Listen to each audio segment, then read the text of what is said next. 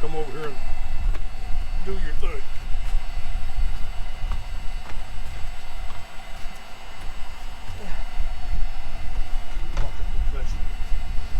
Okay guys, so I'm over here, and gals, sorry.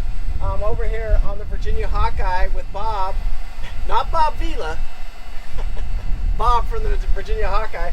And what he's doing is he's refinishing these decks back here. So a couple days ago, me and Bob discussed what's the best way to strip the decks. And I think we both came up with the heat. Heat is the easiest way. Because it's got, how many years would you say of varnishes on this deck, Bob? Well, since new. I mean, it's just okay. Recoat, recoat, recoat. So it's never been done before. So, and the easiest way to pull this old varnish off is by heating it.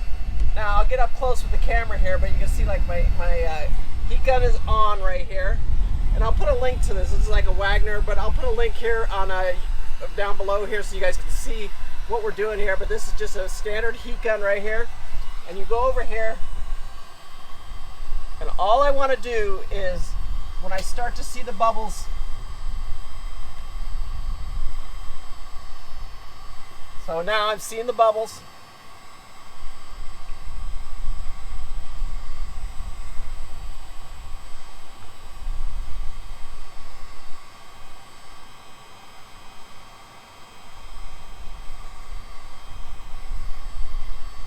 And you do small sections at a time. Don't try and do too much at one time. And you just take your scraper. Again, I'll put a link. You don't want too big of a scraper. You don't want too big of a scraper. Then you just scrape it off. And this is just a simple scraping tool right here. It's just a basic paint scrape tool.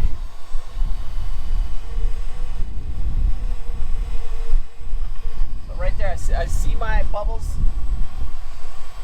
And I'll go through the whole process of what we do to this deck right here to restore it. And he is going to take this back to a varnish finish. You don't have to do it. You can just sand it, clean it, and go with a couple natural finishes on it. But he wants, this is the top deck. This is where Party Boy parties all the time with it. So it's got to look pretty.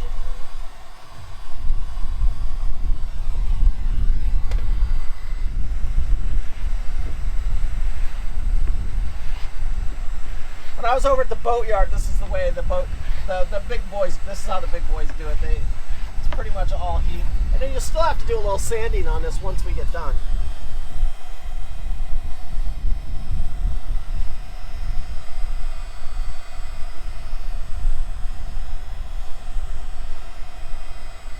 And our goal today was to finish this half of the floor, and maybe we'll start on a section right there. We only do about 10-inch pieces.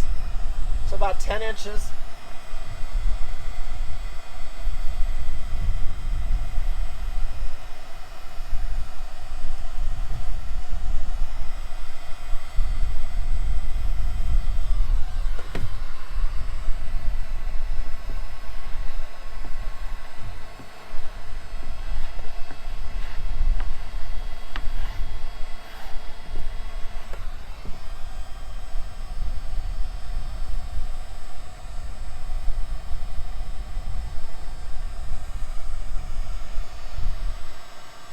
From years and years. This is a unique Banks Trawler here. It's a 36 Banks, and it's been in the same family its entire life. And that's really, really rare to see that.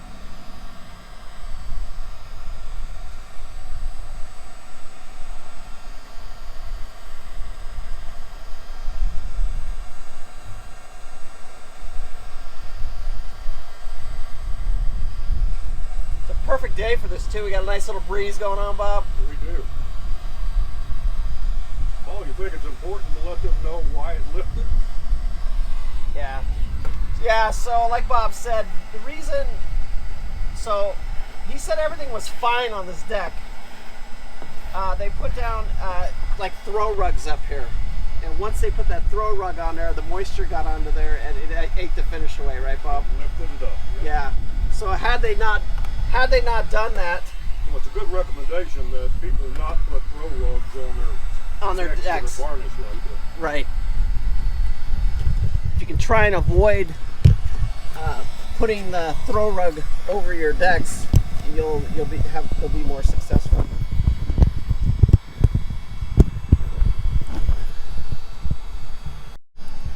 So I really want to give you a kind of a close-up here of what's going on. Okay, you can see right next to the heat gun there. See the bubbles? That's the bubbles right there. That's the bubbles we're looking for. So you can see the bubbles right there. See it? See it bubbling up?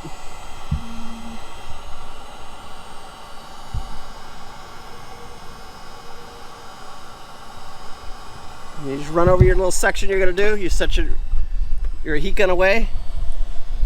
And then just take your tool. And just scrape off your varnish.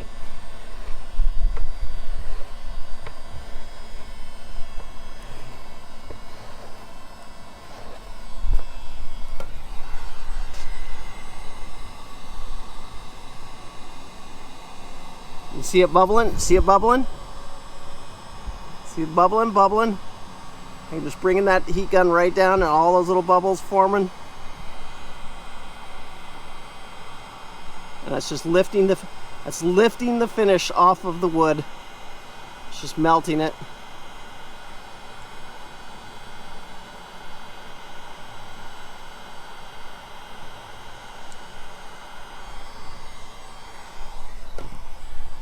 And for you guys that love these teak decks, they are beautiful when they're done. But there is some maintenance to them.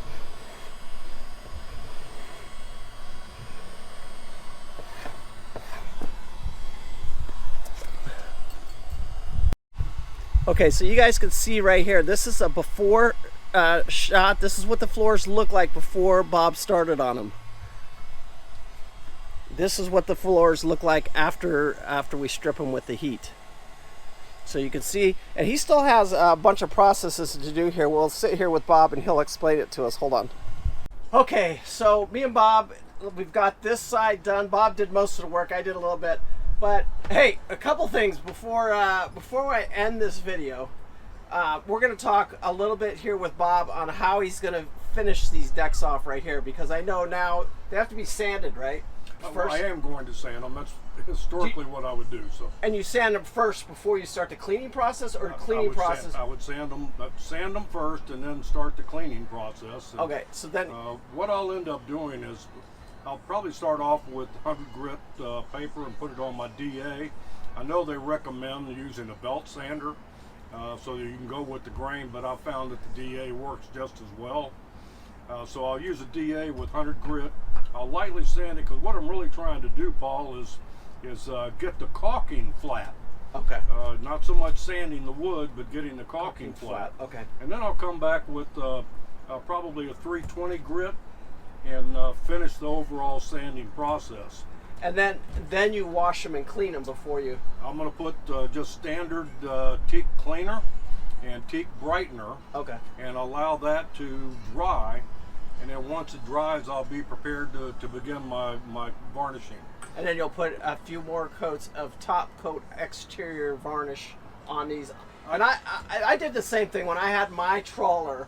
I kept this deck all polished like this and all varnished. The rest of them, I went to bare teak too on myself. I think if you look at my stairs and the deck on this boat, it's all natural. Yeah. And I do the same thing. I do cleaner, brightener, and I put teak oil on them. And the teak oil, it'll last a month, 2 months, depending upon conditions. I heard some guy, this is when I was living on my CHB down in California, some guy told me transmission fluid. Have you ever even heard of that? I have not.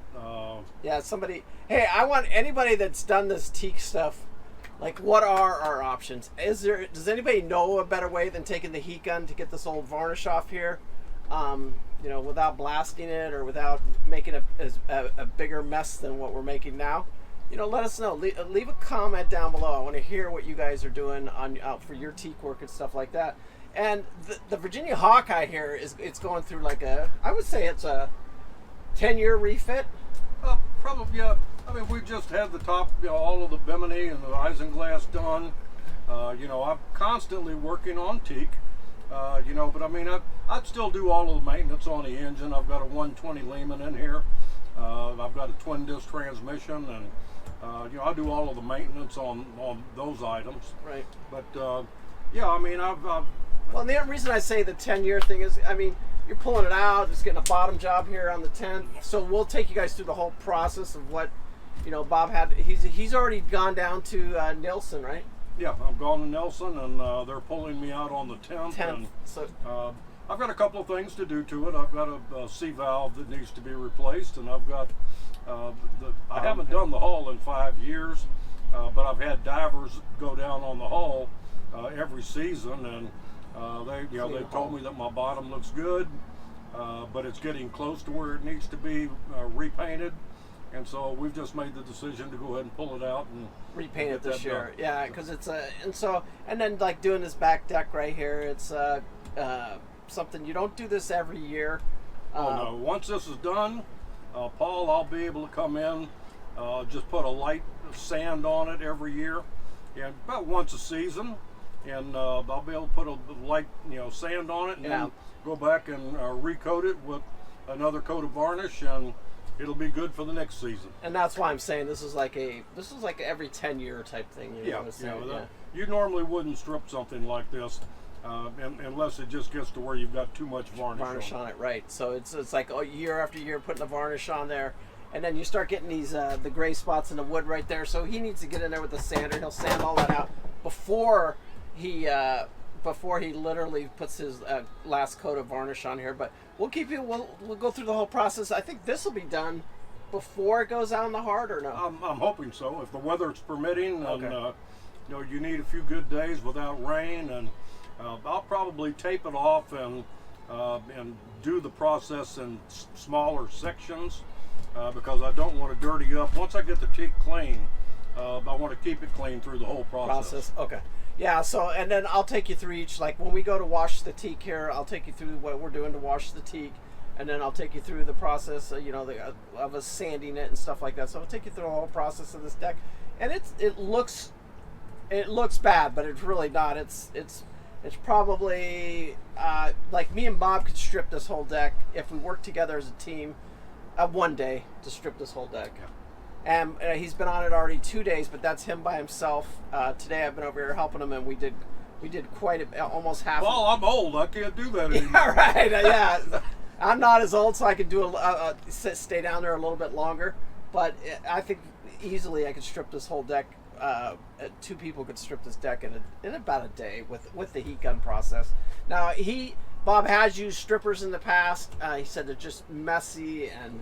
It is messy. I have used them, and the chemical strippers, and when I did my pulpit, my anchor pulpit, I had pulled it off the boat, and then I also did my swim platform, and I pulled it off the boat, and so I had plenty of work area, and so I just put tarps on the ground because it is messy, and there's no way of getting around that. And I think what you have helped me with up here, Paul, is I think we're doing it the right way. Yeah, I'd love for some of your viewers to reach in and say what. Yeah, reach out there and say, "Hey, Bob, you're really stupid."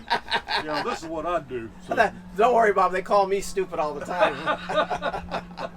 All right, guys, I'm going to end this video today. Me and Bob got a lot of stripping still left to do today. It's a beautiful day out here. It's hot, though. Not at all. It's pretty nice. No, I'm just saying, for this time of year, I mean, it's December right now. And it's 80 degrees. Well, and this is when you really want to do this. Yeah, because that's one thing I've learned about varnish is you don't want to put it on in the heat. No. And so, if you've got cooler weather, if you have got some 60, 70 degree weather, that's perfect. That's beautiful putting teak varnish down. So. Anyway, we're going to take off. Thank you, guys. Leave your comments down below. Let Bob know if anybody sees something here that we're doing wrong, okay? All right. Anyway, peace out. Remember, live with no regret. I do. Thanks. Bye.